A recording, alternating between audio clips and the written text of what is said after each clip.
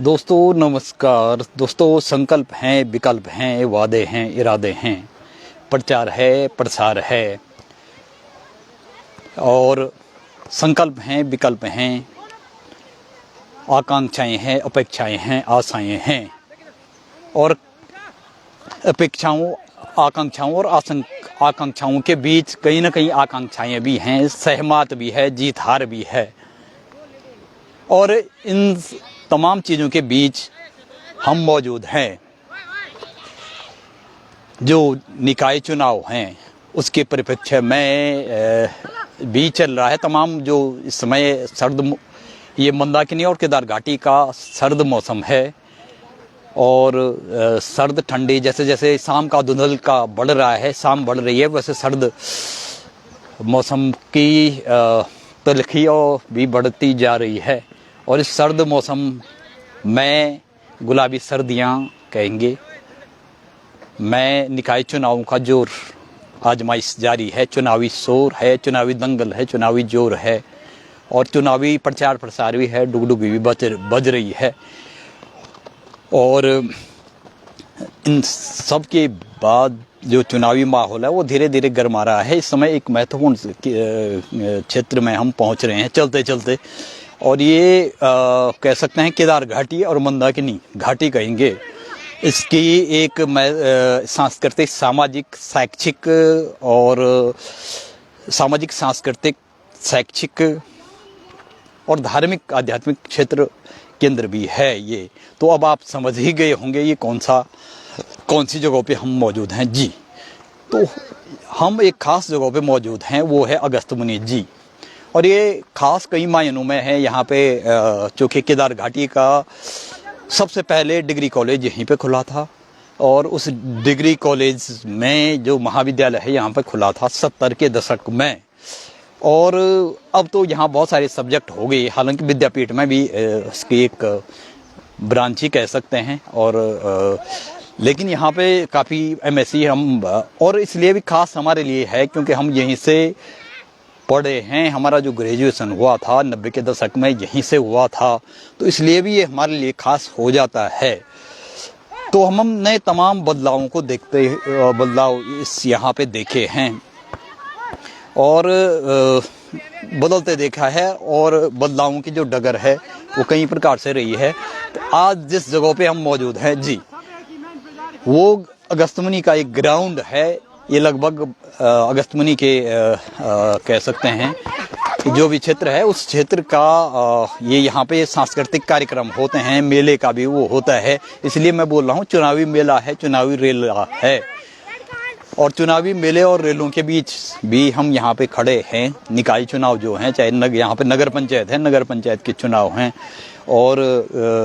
जहाँ नगर निगम और नगर पालिकाएँ हैं, महानगर पालिकाएँ हैं, वहाँ उनके अपने अपने चुनाव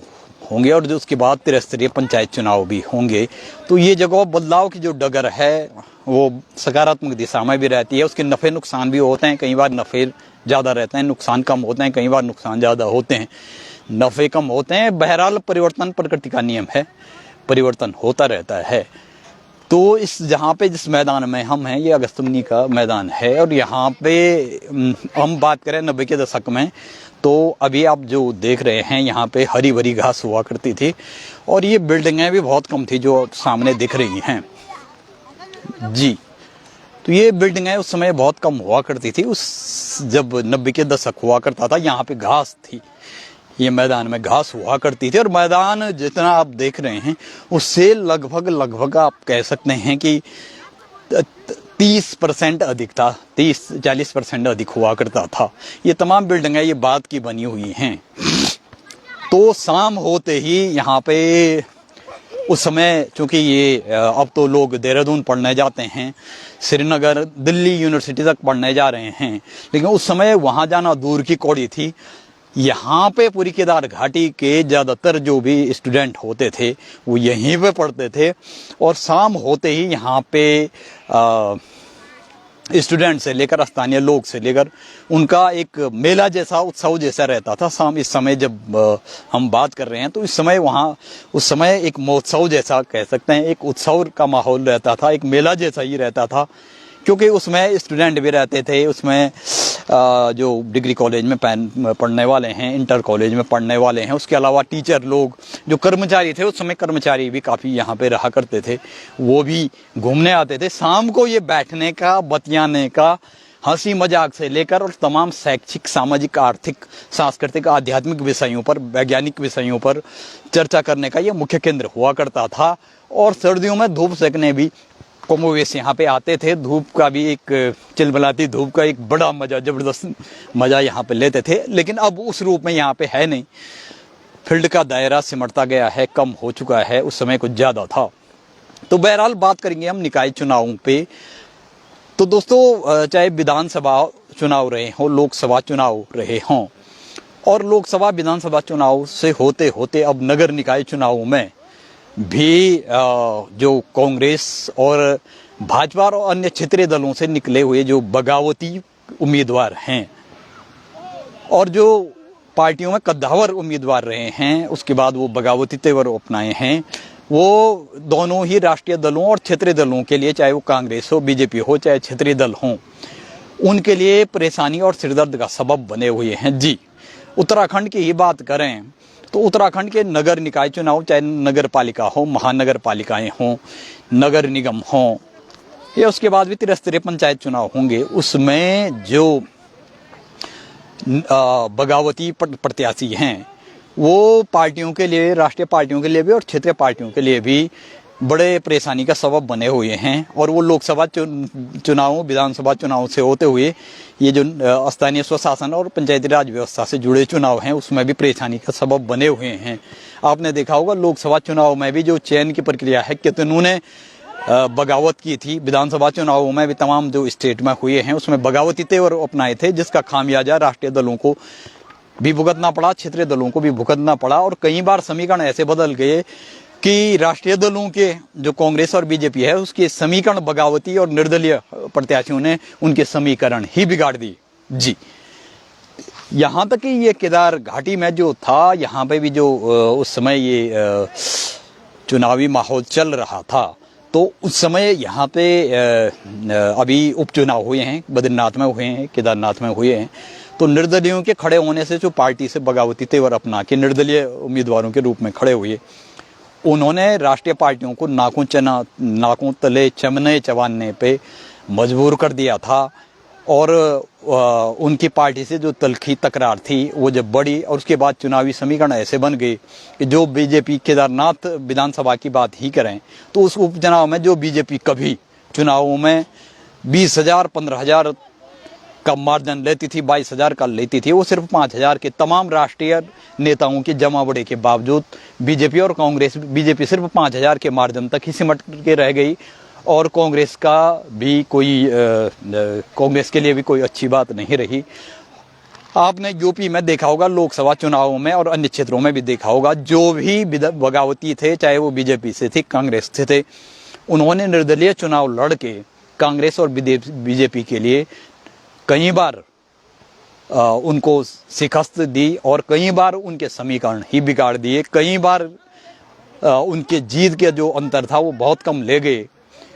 तो आज चूंकि हम केदार घाटी में हैं, यहाँ पे रुद्रप्रयाग की बात करें, अब तमाम राष्ट्रीय मुद्दों से लेकर हम स्थानीय चीज़ों पे आते हैं। तो स्थानीय भी यहाँ पे जो अगस्त्यमुनि नगर पंचायत की बात करें, यहाँ पे भी जो निर्दलीय उम्मीदवार हैं उन्होंने, उनमें बगावती भी शामिल हैं। रुद्रप्रयाग जनपद मुख्यालय की बात करें, वहाँ पे जो भी है नगर पालिका है, वहाँ पे भी 4-5 जो भी कैंडिडेट हैं वो कुछ बगावती भी हैं, कुछ पार्टी के भी हैं। वो काफ़ी तगड़ा मुकाबला है। आप ऋषिकेश उधर जाएं, देवप्रयाग में, देहरादून में, वहाँ भी जो इन्होंने बगावती तेवर अपनाए, जो कांग्रेस बीजेपी में 20-20 साल रह चुके थे, 25-30 साल रह चुके थे, जब उन्हें कई बार इंतजार करने के बावजूद न तो विधानसभाओं में न नगर निकायों में वरीयता मिली, तो उन्होंने बगावती तेवर अपना दिए। और मामला, अब मुकाबला जो है वो रोचक और रोमांचक हो चुका है। जाहिर सी बात है, जो भी जीतेगा कैंडिडेट, जीत का मार्जिन बहुत कम होगा। अगस्त्यमुनि की बात करें, यहाँ पे भी जो भी कैंडिडेट है, हालांकि मैं कैंडिडेट से ज़्यादा परिचित हूँ नहीं, और किसी का संपर्क सूत्र भी मेरे पास है नहीं, कैंडिडेट का जो नंबर वगैरह होते हैं वो भी मेरे पास मौजूद है नहीं। लेकिन इतना ज़रूर कह सकता हूँ मैं, जो भी कैंडिडेट है, चाहे वो ऊखीमठ में, गुप्तकाशी में तो SC जो भी है रिजर्व है, वहाँ पे शायद उतना तगड़ा न भी हो पाए। लेकिन ऊखीमठ की बात करें, वहाँ पे तगड़ा मुकाबला है ऊखीमठ में BJP के जो कैंडिडेट हैं। और ऊखीमठ की बात करें, वहाँ पे कुब्जा जी धर्मण हैं, वो भी पहले पार्टी में ही से वो करते थे, कांग्रेस पार्टी से ही संबंधित थे और लंबे समय से 2-3 दशक जो भी रहे हैं थे। उसके अलावा वहाँ पे एक भट्ट हैं, वो भी चुनाव लड़ रही हैं, और एक रीता पुस्वान भी हैं, और एक जो जिला जो नगर पंचायत अध्यक्ष रहे हैं पूर्व, उनकी मिसेज भी संभवतः चुनाव लड़ रही हैं। तो वो भी पार्टियों से बगावत करके जो लोग चुनाव लड़ रहे हैं वो पार्टियों पे कहीं भारी न पड़ जाएं,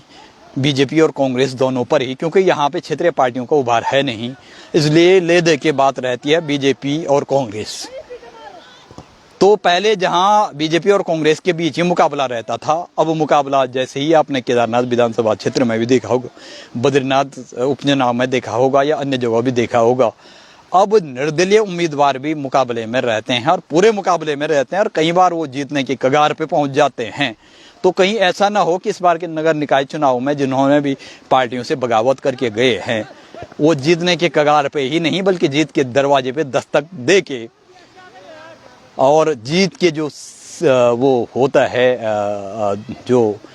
विजय द्वार होता है, वो जो एक सीमा रेखा रहती है उसको पार करके, और एक महीन लकीर जो हार जीत के बीच रहती है उसको पार करके कहीं जीत ही दर्ज न कर दे जी। क्योंकि ऐसे समीकरण बन रहे हैं, जनता खामोश है, जनता की खामोशी काफ़ी कुछ कह भी जाती है। उसमें बहुत सारे लोग होते हैं, बहुत सारे लोगों के अपने अपने विचार होते हैं। कोई सोचता है कि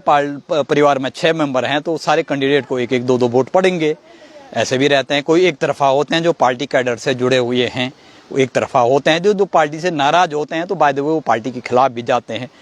कुछ बांट के वोट देते हैं कि सबको देना, कुछ ऐसे देते हैं कि माना 6 वोट हैं तो वो बोलते हैं कि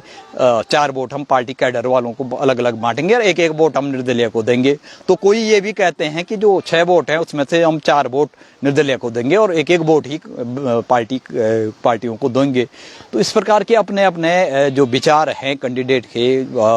वो पहले जैसे नहीं रहे हैं, जो जनता जनार्दन के हैं और जनता के हैं, जो जनमानस के आम इस प्रजातंत्र लोकतंत्र में, और इसके बीच जो प्रजातंत्र लोकतंत्र आम जनमानस और हार जीत के बीच की जो महीन लकीर है, कहीं ऐसा न हो कि इस बार के चुनाव में वो महीन लकीर मिट जाए और निर्दलीय कहीं सीटों पर निर्दलीय उम्मीदवार अपनी सिर्फ हार जीत के अंतर तक ही नहीं पहुँचे, बल्कि अपनी जीत दर्ज कर ले, चाहे वो कम अंतर से ही क्यों ना हो। क्योंकि इस चुनावी शोर में, चुनावी जोर में और चुनावी दंगल में जोर आजमाइश सबकी अपनी अपनी तरफ से है। अपने अपने मुद्दे हैं, अपने अपने वो ज़मीनी मुद्दे हैं, चाहे सियासी मुद्दे हैं या दोनों प्रकार के मुद्दे हैं। तो सबके अपने अपने वो हैं, अपेक्षाएं आकांक्षाएं हैं, और अपेक्षाओं आकांक्षाओं के बीच कहीं कहीं आशंकाएं भी रहती हैं। सभी जगह नफ़े नुकसान भी अपने अपने तरह के होते हैं। तो बहरहाल सभी कैंडिडेट से, चाहे जीत हार अपनी जगह पे है, सभी कैंडिडेट से एक अनुरोध रहता है, एक विशेष अनुरोध, विशेष गुजारिश और विशेष हम सुझाव भी कहेंगे इसको, जैसे जिस रूप में कहेंगे। एक चीज़ रहती है कि जो भी कैंडिडेट्स चुनाव लड़ें, भाई वो सियासी मुद्दों पे तो बात होती है, लेकिन ऐसा ना हो कि जीतने के बाद प्रत्याशी न तो मुद्दे भी गायब हो जाएं, चाहे वो ज़मीनी मुद्दे हैं, चाहे सियासी मुद्दे हैं, या और कैंडिडेट भी जो प्रत्याशी हैं जीते हुए वो भी गायब हो जाएं। वो जैसे एक तकरीर चलती है कि कहते हैं कि राष्ट्रीय स्तर पे जो होते हैं ना, एक बार बोला था कि साल दर साल, दशक दर दशक, भारत में जैसे बताते हैं कि गरीबी बेरोजगारी हटाओ का नारा 50 के दशक से शुरू हो गया था, लेकिन आज स्थितियाँ ये है कि आंकड़ों में से तो गरीबी हट गई है, लेकिन गरीब अभी भी बरकरार हैं, बल्कि बढ़ी है। या फिर गरीबी है लेकिन गरीब ही आंकड़ों से कहीं नदारद हो चुके हैं। ऐसे ना हो, सियासी मुद्दे भी रहें लेकिन ज़मीनी मुद्दों से भी जुड़ना बहुत ज़रूरी है कैंडिडेट के साथ। और तमाम जो जनप्रतिनिधि हैं, जो कैंडिडेट उन प्रत्याशी के बाद जनप्रतिनिधि बन जाते हैं, चाहे वो विधायक हों, सांसद हों, या नगर पालिका नगर निकाय से जुड़े हों, या त्रिस्तरीय पंचायती राज व्यवस्था से जुड़े जो प्रत्याशी हैं, जब वो जनप्रतिनिधि बनते हैं तो ऐसे ना हो कि वो मिस्टर इंडिया बन के या जादू या छूमंतर या जादू की चप्पी बन के फुर फुर फुर हो जाएं और सब कुछ टाई टाई फिस हो जाए, सफ़ेद हाथी सब कुछ बन के रह जाए और जनप्रतिनिधि भी फुर, मुद्दे भी फुर ना हो जाएं। और ये सिर्फ एक सियासी प्रचार प्रसार जो लोकतंत्र है, ये प्रजातंत्र है, ये सिर्फ एक सियासी प्रचार प्रसार, चुनाव, वोट और जीत तक ही सीमित रहे, बल्कि उससे आगे बड़े लोकतंत्र के जो मतलब मायने हैं, संविधान और संवैधानिक मूल्यों के जो मतलब मायने हैं, वो आगे बढ़ें, उसके लिए लगातार कोशिशें की जानी चाहिए। और अब ये देखना बाकी है कि ये चुनाव में किसका ऊंट किस करवट पड़ता है और कौन किस पे कितना भारी पड़ता है, किस रूप में भारी पड़ता है। और जीत हार का जो मार्जिन है वो कम तो रहेगा, लेकिन जीतेगा तो जीतेगा कौन? वो कांग्रेस भी जीत सकती है और वो बीजेपी भी हो सकती है और वो कहीं ना कहीं निर्दलीय उम्मीदवार भी हो सकते हैं। तो अब ये जो सत्ता सियासत के तमाम समीकरण हैं और आम आदमी है और आम जनमानस के जो मुद्दे हैं और सियासी मुद्दे हैं, उनके बीच जो महीन लकीर रहती है, लक्ष्मण रेखा रहती है, वो लक्ष्मण रेखा टूट पाएगी नहीं टूट पाएगी। जो संवादहीनता क्या एक लकीर रहती है जनप्रतिनिधियों के बीच, कहते हैं कि वो फिर गायब हो जाते हैं जैसे जादू जैसे। वो जो महीन लकीर जो जनप्रतिनिधि और आम जनमानस के बीच रहती है, क्योंकि लोक में लोक भी है, आम जनमानस भी है, तंत्र भी है, और तंत्र में आपका शासन प्रशासन भी है, राजनीतिक व्यवस्था भी है, कार्यपालिका न्यायपालिका विधायिका भी है। तो उसके बीच जो बताते हैं एक समन्वय संवाद रहता है और संवादहीनता की जो एक लकीर खिंच जाती है, जो सीमा रेखा खिंच जाती है, वो आज़ादी के वृक्ष आज भी वो और ज़्यादा बड़ी है। सोशल मीडिया में तो संवादहीनता मिलना जुलना बहुत कम है, संवादहीनता और बड़ी है। और जब संवादहीनता रहती है तो जब सहभागिता सहकारिता वाली जो भावना है, coordination, communication, combination, cooperation, collaboration, उसका जब तारतम्य टूटता है तो फिर तो उससे पूर्वाग्रह पैदा होते हैं, दुराग्रह पैदा होते हैं, पूर्व अवधारणाएं पैदा होती हैं, मिसअंडरस्टैंडिंग होती हैं, एक दूसरे के प्रति दुर्भावनाएं पैदा होती हैं और नतीजा वो चीज़ें बढ़ते बढ़ते आगे इतनी आगे बढ़ जाती हैं कि उसके बाद तो सियासी मुद्दे भी पीछे छूट जाते हैं। आम जो जनता के जुड़े हुए ज़मीनी और आधारभूत बुनियादी मुद्दे हैं वो भी पीछे छूट जाते हैं और उन पे व्यक्तिगत संकीर्ण क्षुद्र कुत्सित जो दलगत है या व्यक्तिगत स्वार्थ हैं वो हावी हो जाते हैं, व्यक्तिगत अहंकार हावी हो जाते हैं। तो फिर आम जनमानस भी छूट जाता है, उसके मुद्दे भी पीछे छूट जाते हैं और कह सकते हैं कि जो सच्चा लोकतंत्र है, सच्चा संविधान है, सच्ची आज़ादी है, उसके मतलब मायने भी, वास्तविक मतलब मायने कहीं पीछे छूट जाते हैं। और जो लोकतंत्र है वो थोपा गया लोकतंत्र एक छद्म लोकतंत्र बन के रह जाता है। तो या फिर कह सकते हैं कि लोकतंत्र ही जब एक कुछ लोगों के लिए बपौती, कुछ लोगों की कठपुतली और कुछ लोगों के एक गुलाम बन के रह जाता है, तो फिर लोकतंत्र में ही वास्तविक लोकतंत्र कहीं नदारत हो जाता है, कहीं खो जाता है। और यह लोकतंत्र की दहलीज पर पहुंचकर लोकतंत्र ही जब बाहर हो जाता है तो तब ऐसी स्थितियां आती हैं जब इस प्रकार की विभिन्न स्तरों और विभिन्न माध्यमों के द्वारा जब संवादहीनता की स्थिति आती है, समन्वयहीनता की स्थिति आती है और एक दूसरे के दंभ, एक दूसरे के झूठे अहंकार, कभी खत्म न होने वाली महत्वाकांक्षाएं, अति उपभोक्तावाद, अति पूंजीवादिता, अति स्वार्थपरकता, अति उपभोक्तावादिता, अति पूंजीवादिता और व्यक्तिगत संकीर्ण क्षुद्र कुत्सित और निकृष्ट स्वार्थ जब हावी हो जाते हैं सामुदायिक संगठनात्मक मुद्दों पे आम जनमानस से जुड़े, तो फिर वास्तविक लोकतंत्र खो जाता है, वास्तविक संविधान और संवैधानिक मूल्य भी खो जाते हैं और सियासी मुद्दे से लेकर जमीनी स्तर के मुद्दे भी खो जाते हैं और लोकतंत्र की जो आवाज़ है, आम जनमानस की आवाज़ है, वो गली कूचों से होते हुए, खेत खलिहानों, पगडंडियों से होते हुए, सड़क से होते हुए, वो जब लोकतंत्र के दहलीज, लोकतंत्र के मंदिरों, चाहे वो नगर निकाय हों या पंचायती राज व्यवस्था हो, चाहे फिर विधानसभा और लोकसभा ही की संसद ही क्यों न हो, उनकी दहलीज पे पहुंच के ही दम तोड़ देती है। तो फिर ये लोकतंत्र की आवाज़ जो है वो न कारखाने में तूती की आवाज़ बन के रह जाती है। इसलिए संवाद बनाए रखें जनता से, जीतने से पहले भी, प्रचार अभियान के द्वारा भी, और उसके बाद जो चुनावी कैंपेन के बाद जीत भी दर्ज करते हैं, तो जनता के बीच रहें भाई, क्योंकि ये लोकतंत्र जो है जनता से, जनता के द्वारा, जनता के लिए ही है। For the people, by the people, of the people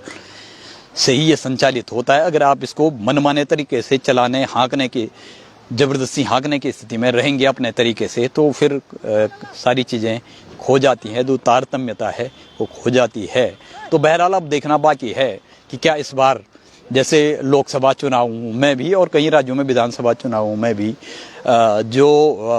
हावी रहे हैं और कई बार समीकरण, सत्ता सियासत के समीकरण बिगाड़ने में जो पार्टियों से निकले हुए बगावती प्रत्याशी रहे हैं, क्या इस बार उत्तराखंड में भी, और खासकर इस केदार घाटी की में हम हैं, चूँकि इसी की बात करेंगे, तो क्या ऊखीमठ, रुद्रप्रयाग और अगस्तमुनि जो बड़ी नगर निकाय हैं, उसमें क्या जो निर्दलीय जो कैंडिडेट है और पार्टियों से बगावती तेवर, कांग्रेस और बीजेपी से बगावती तेवर अपना के, और जो उनकी तलखा और तकरार बढ़ी है पार्टी से, उसके बाद जो उन्होंने बगावती तेवर दिख रहे हैं, तो क्या बगावती तेवर रंग लाएंगे? क्या कोई निर्दलीय प्रत्याशी जीत दर्ज कर पाएगा, या वोटों के अंतर को, जीत के अंतर को कम कर पाएगा, और जो हार जीत की महीन रेखा है उसको लांघ के क्या जीत का परचम लहरा पाएंगे? ये देखना बाकी रहेगा, और ये वक्त ही बताएगा कि वक्त किस करवट लेता है और जनता जनार्दन क्या करती है, क्या चाहती है। तो बहरहाल तमाम चीज़ों के लिए जैसे जैसे शाम का धुंधलका बढ़ रहा है, अंधेरा बढ़ रहा है, सर्द सर्द मौसम बढ़ रहा है, वैसे वैसे सर्दियाँ भी बढ़ रही है। और इस गुलाबी सर्दियों में आप सभी लोग हमारे हम सफ़र बन के इन हसीन, दिलकश और तमाम चाहे अनचाहे, छुए अनछुए पहलुओं पे हमारे साथ इस सफ़रनामा में बने रहिए। इस हसीन सफ़र में आप एक हम सफ़र बन के हमारे साथ बने रहिए। तमाम ज़मीनी मुद्दों पे हमारी एक्सक्लूसिव रिपोर्ट, इनसाइडर स्टोरी और ग्राउंड रिपोर्ट लगातार जारी रहेगी, और उत्तराखंड से जुड़े तमाम मुद्दों पे हमारा पोस्टमार्टम, देश दुनिया के तमाम मुद्दों पे हमारा पोस्टमार्टम जारी रहेगा। जय हिंद, वंदे मातरम, जय भारत, जय उत्तराखंड, जय देवभूमि, जय केदार, जय बद्र विशाल। बहुत बहुत शुक्रिया, नमस्कार।